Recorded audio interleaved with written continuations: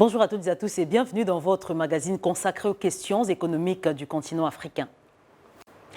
À suivre dans ce numéro, dépendance des économies africaines à l'aide extérieure, mauvaise gestion des fonds alloués, perspectives de financement, des questions que nous évoquons dans quelques instants avec Jean-Luc Mastaki, le directeur par intérim du Bureau sous-régional de l'Afrique centrale pour la Commission économique des Nations unies pour l'Afrique. Mais tout d'abord, voyons avec Marie-Yvonne Dongo les problèmes économiques que connaît l'Afrique, notamment en matière de commerce et finances, en matière d'industrialisation, agriculture et ceux liés aux facteurs humains.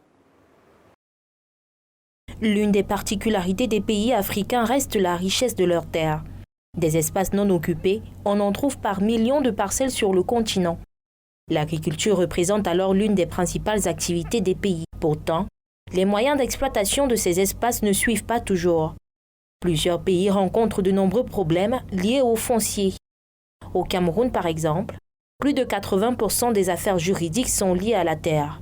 Il existe également des difficultés au niveau de la mécanisation agricole. Les outils utilisés sur le terrain sont pour la plupart rudimentaires et pas à la pointe de la technologie. Les productions locales deviennent alors très peu compétitives sur le marché international. Plusieurs experts et économistes africains pensent détenir la solution à ces différentes difficultés, créer une complémentarité entre les pays africains, dont développer le commerce intra-africain. La balance commerciale africaine reste déficitaire, ce qui entraîne un manque de capitaux et une épargne insuffisante. De nombreux États dépendent encore de l'aide économique bilatérale, multilatérale et internationale. Il est donc nécessaire pour l'Afrique de sortir de la dépendance économique aux pays industrialisés à laquelle plusieurs pays restent encore soumis. Et pourtant, les perspectives de développement économique sont très importantes pour l'Afrique. Le continent dispose des centaines de ressources et d'énormes richesses pour atteindre son développement et parvenir très rapidement à une indépendance économique au-delà de toute attente. Mais pour l'instant, le continent mène des plaidoyers pour inverser la tendance actuelle.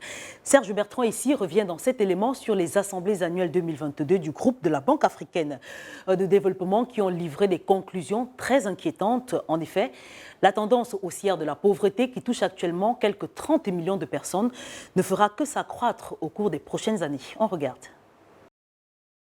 Les assemblées annuelles 2022 du groupe de la Banque africaine de développement sur les perspectives économiques de développement se tiennent sous le thème de la résilience climatique et une transition énergétique juste en Afrique. Le thème est choisi en raison de la menace sans cesse croissante que représente le changement climatique sur les populations et leurs moyens de subsistance. Pour un taux de 17% de la population mondiale, l'Afrique ne contribue qu'à 3% des émissions de gaz à effet de serre, mais est paradoxalement la région la plus affectée par le changement climatique, avec des conséquences économiques, sociales et environnementales désastreuses. Selon les perspectives économiques de la Banque africaine de développement, quelques 30 millions de personnes en Afrique ont basculé dans l'extrême pauvreté en 2021 et cette tendance pourrait se poursuivre au cours de la période du second semestre 2022 et en 2023. Selon la même note, le continent perd entre 5 et 15% de son produit intérieur brut par an en raison du changement climatique. La nécessité d'un financement climatique s'impose alors. Celui-ci n'a été que de 18,3 milliards de dollars entre 2016 et 2019. Ce qui représente un déficit de financement climatique qui pourra atteindre 1 288 milliards de dollars par an d'ici 2030. Au moment où se tient la COP27 à Sharm el-Sheikh en Égypte, tout le plaidoyer de l'Afrique est fait pour ce financement climatique afin de soutenir les économies africaines. Retrouvons à présent Jean-Luc Mastaki, le directeur par intérim du Bureau sous-régional de l'Afrique centrale pour la Commission économique des Nations unies pour l'Afrique. Nous évoquons en outre avec lui les moyens à mettre en œuvre pour acquérir et atteindre une indépendance économique durable et solide. Et on se retrouve juste après.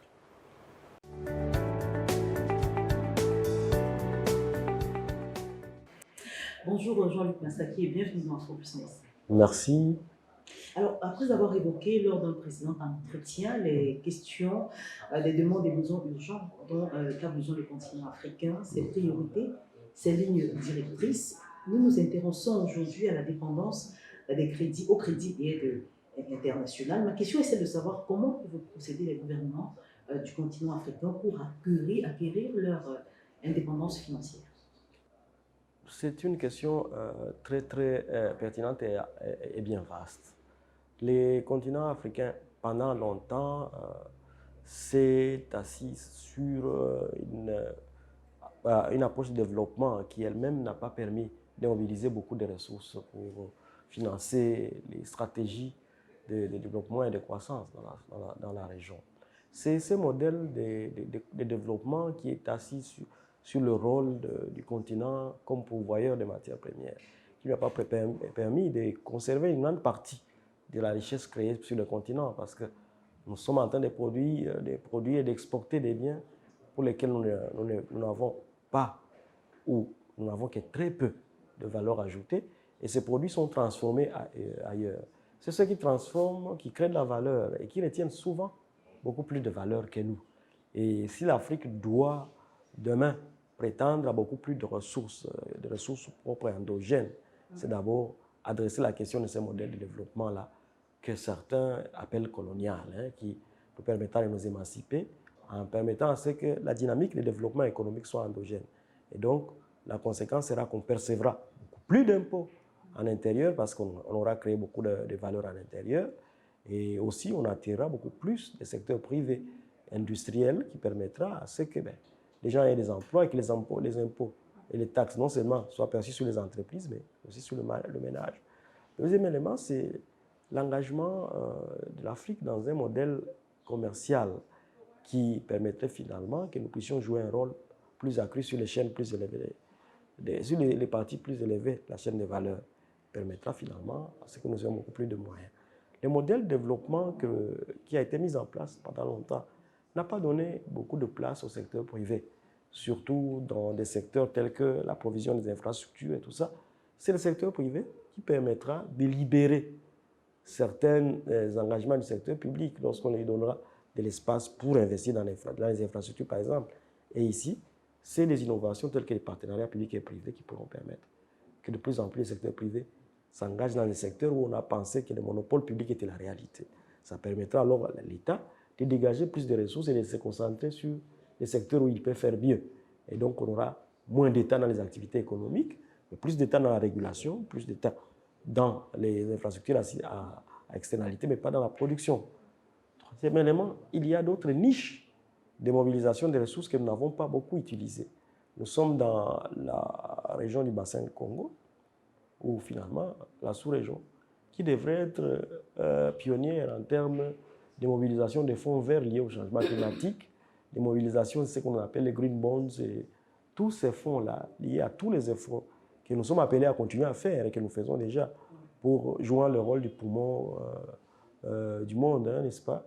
Après l'Amazonie ou avant l'Amazonie, on ne sait pas, il y a un grand débat là-dessus. Mais tous ces efforts-là devraient nous permettre, nous, en Afrique centrale, d'avoir beaucoup plus accès à ces fonds verts. Nous n'y sommes pas encore. Il nous faut donc réfléchir sur des stratégies pour pouvoir engranger un peu plus sur ces financements innovants liés au changement climatique. Et au-delà de cela, c'est toute la politique de l'aide de la dette publique. Il faut qu'on puisse commencer à penser comment rationaliser notre mécanisme d'endettement. Alors que les décennies passées, on commençait à voir, après les initiatives pays pauvres très endettés, que notre surface d'endettement était beaucoup plus acceptable. Maintenant, certains pays se sont remis presque tous dans un circuit de réendettement qui pose la question de la durabilité de la dette aujourd'hui et qui commence à poser des questions très sérieuses par rapport aux approches dette contre mines, dette contre ressources naturelles sur lesquelles beaucoup de pays se sont engagés. Il nous faut trouver, mettre en place des politiques qui permettent de mobiliser des ressources endogènes de plus en plus. Les systèmes bancaires et financiers de nos pays, la plupart des banques sont surliquides dans nos pays. C'est-à-dire qu'il y a un volume d'épargne qui a été drainé vers les banques. Ce volume d'épargne a ses défauts. C'est de l'épargne parcellaire, des petits épargnants, une multitude de petits épargnants, des épargnes de court terme où les gens peuvent les retirer à tout moment, mais il appartient au secteur financier et bancaire de développer l'intelligence qui permette alors de mettre cette épargne au service du développement. Et tout ceci demande qu'on travaille aussi bien du côté de l'offre des épargnes que du côté de la demande des épargnes, qu'on puisse voir comment on pourrait mobiliser beaucoup plus nos épargnes sur liquide et entassées dans les banques et les canaliser vers des projets de développement qui sont des projets de long terme, projets d'investissement qui sont des projets de long terme. Il y a cette intermédiation à faire au niveau du secteur bancaire pour mobiliser nos ressources. D'autres ressources internes à mobiliser, c'est beaucoup plus Ils ont parlé pendant longtemps des transferts de notre diaspora. Ce transfert de notre diaspora qui, pendant certaines années, a dépassé même le volume de l'aide publique au développement dont nous dépendons souvent. Il faut mettre en place des mécanismes qui permettent à ce que ces épargnes et ces transferts à la diaspora n'aillent pas seulement soutenir les besoins sociaux au niveau des microéconomiques des ménages, mais qu'on puisse avoir des mécanismes innovants, comme des actions ou des titres qui permettent à ce que la diaspora investisse, que l'argent de la diaspora aille dans la sphère de la production pour investissement. Au-delà de tout ça, c'est aussi le débat au niveau du secteur public. Tous les débats sur la qualité de la dépense publique amenaient l'État à beaucoup plus améliorer ses interventions en termes de dépenses, en essayant de faire des bons ciblages, d'éviter les gaspillages, les corruptions, les clientélismes et des choses comme ça qui permettent à ce qu'on investisse moins mais bien. Et ça, c'est un débat au niveau des finances publiques. Au-delà de cela, les finances publiques, c'est aussi l'amélioration de notre capacité fiscale, en essayant d'élargir l'assiette. Pas imposer davantage ceux qui sont déjà imposés en tuant la poule aux œufs d'or, comme disent les économistes, mais c'est d'identifier des nouvelles niches qui nous ont échappé pendant longtemps. Cette tendance à une économie informelle très large. Comment faire en sorte que les espaces ruraux, les secteurs informels, des secteurs pour lesquels on n'avait pas beaucoup de mains pour percevoir les impôts, qu'on puisse améliorer le ratio impôts sur PIB dans nos pays, qu'on puisse retirer plus d'impôts au lieu de continuer à compter sur l'aide publique au développement. Les discussions que la CEA a facilitées à Dakar pendant la conférence de ministres de plan et des finances, il y a quelques mois, ont porté sur cette problématique-là. Dire aux Africains, le Covid-19, la crise russo-ukrainienne vont ralentir les objectifs de développement durable, mais aussi vont avoir la conséquence d'augmenter les dotations attendues pour pouvoir atteindre ces objectifs. Il faut donc, plus que jamais, que l'Afrique réfléchisse sur les stratégies de mobilisation des ressources domestiques. Et comme je viens de le dire, c'est une stratégie qui a beaucoup de volets. Aussi bien améliorer les finances publiques, du côté de la dépense comme du côté de la recette, améliorer la collecte de l'impôt pour une collecte beaucoup plus inclusive, beaucoup plus élargie, élargir l'assiette fiscale, mais aussi réduire cette propension à des exonérations fiscales qui ne se justifient pas économiquement. Parce que beaucoup de pays les offrent par des motivations qui ne sont pas très justifiables du point de vue économique. Essayez de voir comment on améliore la capacité de nos budgets, de nos ministères de Finances à percevoir beaucoup plus sans asphyxier l'économie. Après cela, créer de l'espace pour le secteur privé à travers les cadres réglementaires adéquats, à travers la proportion de partenariats publics et privés, mais aussi émettre des titres qui permettent de canaliser les épargnes dormantes dans nos banques vers le développement. Il y a une série de mesures et je crois que l'Afrique est en train de se lancer vers des réformes profondes pour compter davantage sur des ressources ignorées qui se nichent à l'intérieur du continent. Alors, il y a quelques instants, vous avez évoqué le problème de la dette qui se poursuit, continuelle et infernale. La Commission économique des Nations Unies pour l'Afrique, quant à elle, estime que l'augmentation du financement nécessite plusieurs mesures qui créent des synergies entre les financements intérieurs et extérieurs provenant des sources publiques et privées. Pourquoi et dans quel but ? Comme je viens de le souligner encore, il n'y aura pas un développement autocentré que lorsque on pourra les porter par nos moyens, mais on ne pourra pas. Nous sommes dans un monde intégré, global, où on ne pourra pas se renfermer sur nous-mêmes pour nous développer. Et on ne pourra pas dire que l'aide publique au développement, l'intervention des financements extérieurs n'a pas un rôle à jouer. Mais la logique, c'est qu'ils s'intègrent et qu'ils jouent un rôle de catalyseur pour pouvoir progressivement donner beaucoup plus de place au financement interne. La dette, le financement extérieur ou la dette devient un problème lorsqu'elle n'est pas durable, lorsqu'elle n'est pas soutenable. Durable, soutenable, lorsque les pays, les recettes d'exportation du pays l'ont ramené au service à la dette montrent que nous risquons d'aller vers l'insolvabilité. Ou lorsque les stocks de dette comparés au PIB montrent que nous sommes en train d'aller vers des niveaux non soutenables. Et ce sont ces indicateurs-là, Ce sont ces signaux-là qui doivent nous alerter nos pays pour dire, allez, les niveaux que nous sommes en train d'atteindre risquent d'être dangereux. Mais l'aide publique au développement, la dette, devrait être un instrument qui permette à un moment donné de lancer la machine pour que de plus en plus, elle commence à laisser de la place à des sources beaucoup plus prédictibles, beaucoup plus endogènes, qui sont les impôts, qui sont les finances publiques. Et donc, des mesures à prendre sont connues. Il faut améliorer la transparence dans la gestion et la contractualisation de la dette pour qu'on sache pourquoi on la prend et comment elle va être remboursée et quelles sont les mesures à travers lesquelles elle peut rester dans les limites du soutenable. Et donc, c'est des réflexions, c'est des réformes que les pays sont en train de prendre.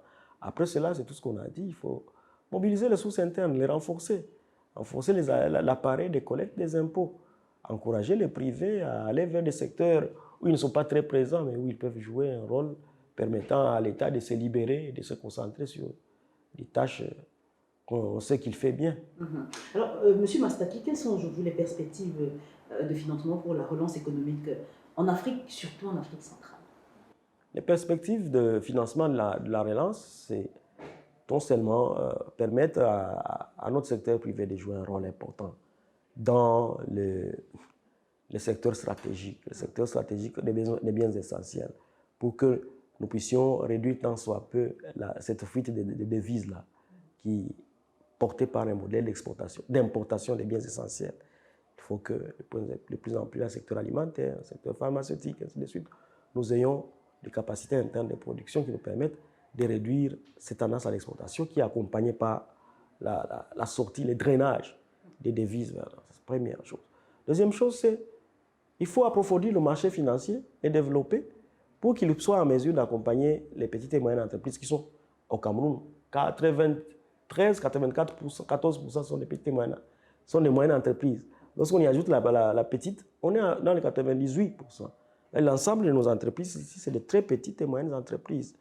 Il faut que le système bancaire en Afrique centrale puisse être innovant et définir des produits qui permettent d'accompagner cette milliard des entreprises, leur donner le financement afin qu'ils continuent à jouer le rôle qui est le leur dans le développement.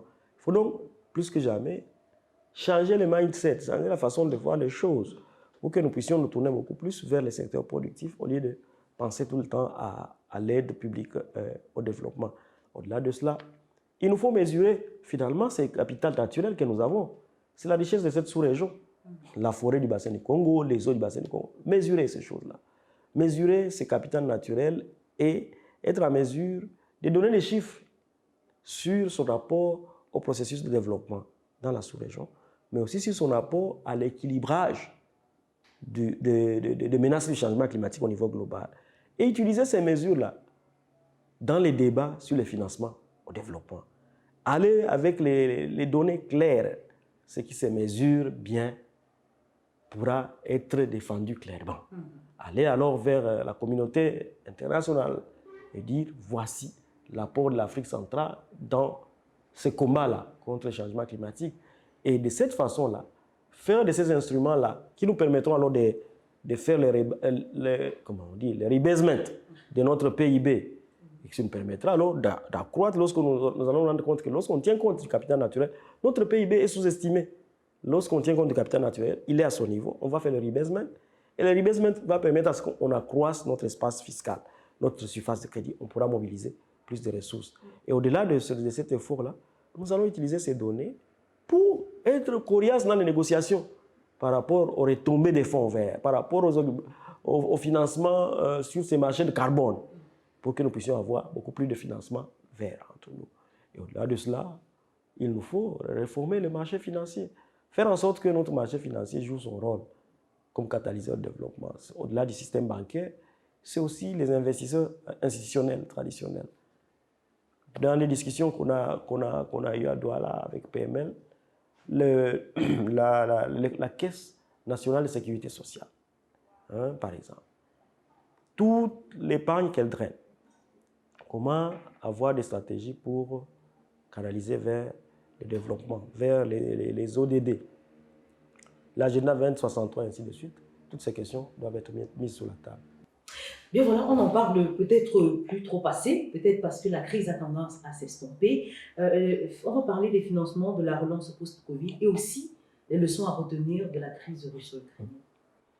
La crise russo-ukrainienne intervient alors que le continent et la sous-région en Afrique centrale continuent encore à se battre, comme on dit au Cameroun, à se battre pour faire face aux effets négatifs de la crise de Corona-19. Les effets de la crise de Corona-19, avec la perturbation des chaînes d'approvisionnement, avec les mesures de distanciation qui ont été prises ça et là, aura été de réduire d'abord les perspectives de croissance. Tous nos pays ont enregistré des taux faibles, si pas négatifs, pendant cette période-là, et aussi à frustrer des secteurs qui emploient la grande partie de nos populations, c'est-à-dire les services, et surtout les services informels. Beaucoup de marchés ont été fermés, beaucoup de services de contact ont été fermés, et cela a eu un impact résolu sur le niveau de l'emploi, qu'il soit formel et informel. La crise de Covid nous a frappé de plein fouet, et les industries qui ont été les plus résilientes sont les industries qui étaient beaucoup plus avancées dans l'économie digitale. Hein, toutes ces e-payments, les paiements mobiles et tout ça.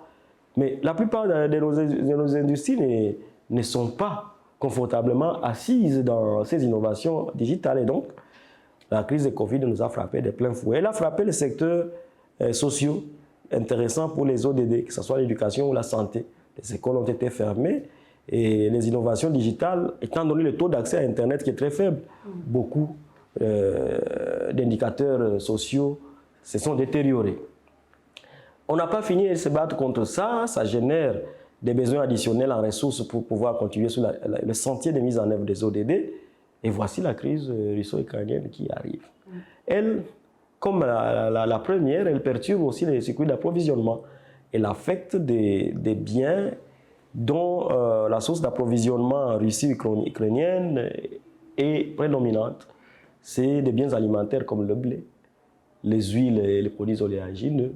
C'est des produits énergétiques comme le pétrole, le carburant et le gaz pour certains pays, mais aussi des produits stratégiques liés à l'agriculture comme les engrais.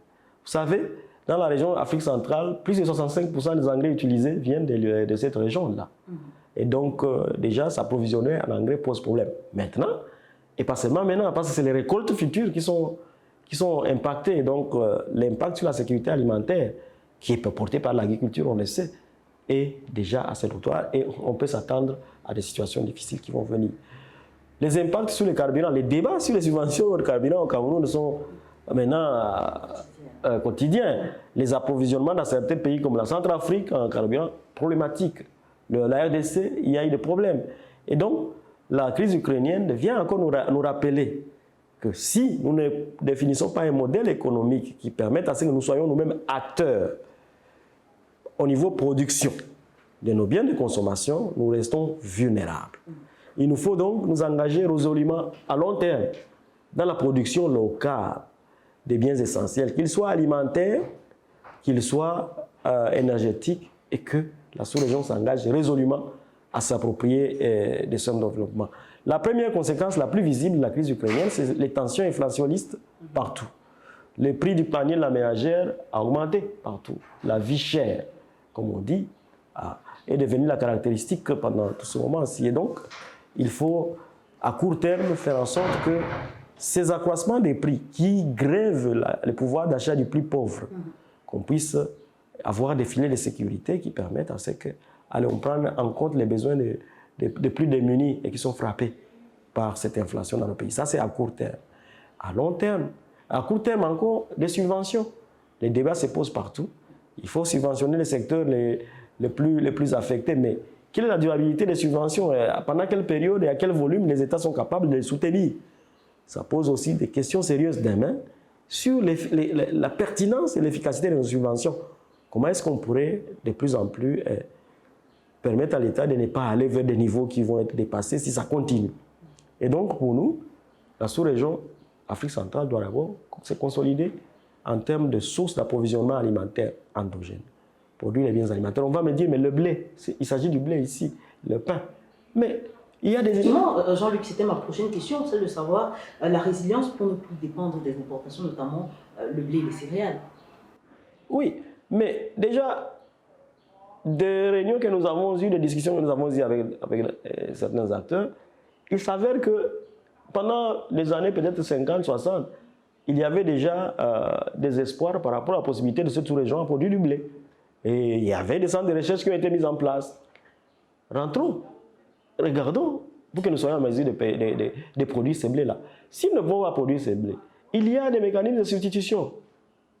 Au Cameroun, ici, quelques boulangers novateurs commencent à produire la baguette avec une dose de farine de manioc, une dose d'autres types de farine de patate, ainsi de suite. Est-ce qu'il n'y a pas moyen que nous puissions endogénéiser nos assiettes à la maison? Et de plus en plus, lorsque vous regardez votre assiette au petit déjeuner, vous vous dites, allez, 100% des produits sur mon assiette viennent de ma région. Il nous faut donc, à court terme, voir comment est-ce que l'État peut aider à ce que les pressions sur les prix du pain soient un peu aménuisées, parce que ça reste quand même un produit de très grande consommation. Mais à la longue, pour éviter de continuer à subir des choses comme ça, peut-être réfléchir sur les substitutions, les mécanismes de substitution et essayer de faire en sorte que nos produits locaux quittent l'imagination collective que c'est des produits de basse qualité et que nous puissions introduire dans notre alimentation des produits qui sont issus de notre système de production. Au-delà de cela, c'est des questions d'énergie, on n'en a pas beaucoup parlé, mais essayer d'encourager la sous-région à renforcer son mix énergétique en insistant sur les questions de durabilité, qu'on ne puisse pas beaucoup compter sur les énergies fossiles, mais qu'on aille vers du renouvelable qui permette un peu d'équilibrer, mais aussi qu'on puisse renforcer la chaîne des valeurs du pétrole et nous permettre de raffiner, tant soit peu, une certaine quantité de pétrole chez nous.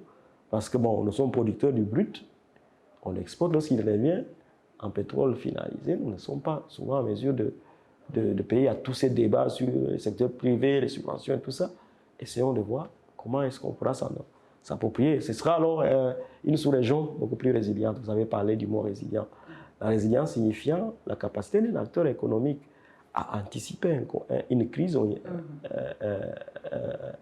va dire, l'anticiper, à la contenir, mais aussi à se ressaisir après la crise, à rentrer, les économistes disent, à rentrer à l'équilibre initial après la crise. Et tout ça demande aussi que nous développions nos outils d'alerte précoce, que nous soyons en mesure de savoir que la crise est en train d'arriver. Les outils statistiques, les modèles de projection économique qui nous montrent que quelque chose est en train de se passer, dans 6 mois, 7 mois, il va y avoir une crise. Au lieu que nous soyons surpris toutes les fois, lorsque les autres vivent déjà la crise, nous suivons que elle est déjà là. Il faut donc renforcer nos capacités de prévision, l'outil économique qui permet, et la CEA travaille avec des États pour ça. Améliorer la qualité des projections macroéconomiques, améliorer les capacités des instituts nationaux de statistiques qui collectent les données et qui nous permettent des données du passé projetées vers le futur, mais aussi améliorer les capacités, l'intelligence économique générale qui permettent de réagir le plus rapidement possible et que nous ne puissions plus continuer à gérer les crises, mais que nous puissions désormais les préparer et les anticiper. La crise est un phénomène économique normal qui sera toujours là. C'est notre réponse qui fait la différence. Merci beaucoup, une fois de plus, Jean-Luc Mastaki, pour ces éclairages. Je rappelle que vous êtes le directeur par intérim de la Commission des Nations Unies pour l'Afrique, la région Afrique centrale. Merci d'avoir répondu à nos questions. Mon plaisir habituel. Merci.